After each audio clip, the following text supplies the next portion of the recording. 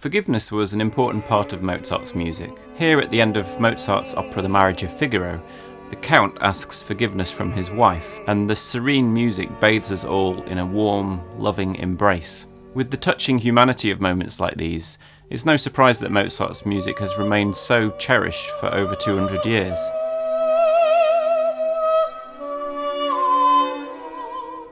This forgiveness aria is very similar to the minuet that forms the central panel of the last movement of the Piano Concerto No. 22, written only shortly before in 1785.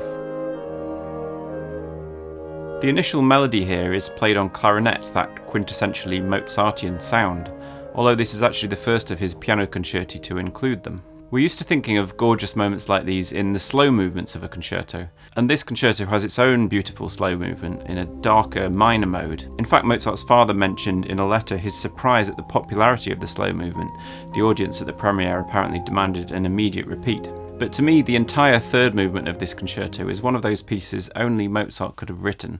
It's music of such peace, such inner calm. So how does he go about achieving that? Well, let's start with the simplicity of the themes themselves. The movement opens with this little melody that seems almost nursery rhyme-like in its simplicity.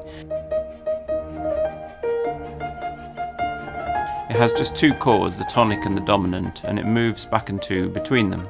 In fact, there are a number of similar themes in Mozart's output that seem to evoke the chase from a fox hunt. There's of course the famous Fourth Horn Concerto, and also the Hunt Quartet.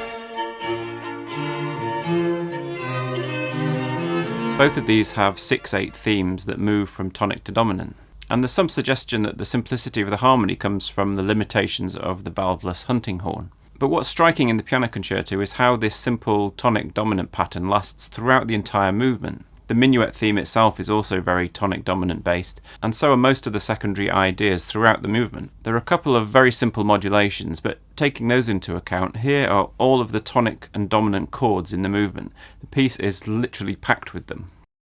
On top of this very simple harmonic palette, Mozart relishes the tingles down the spine sensation you get from fast-moving, delicate high notes, often with almost nothing in the bass below and just a minimal accompaniment in the middle register.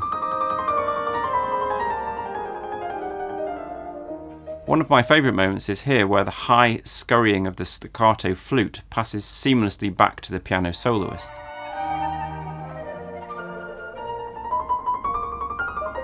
And this kind of hierarchy lasts throughout the piece, a bass that, when it's playing at all, is just playing gentle held notes, a gently rocking accompaniment in the mid-register on the strings or winds, and that twittering activity high up in the piano and the winds. As a composer myself, pieces like this are a reminder of how restrained you can be when you're writing a concerto, how you can have whole passages with just the soloist or just the gentlest of accompaniments.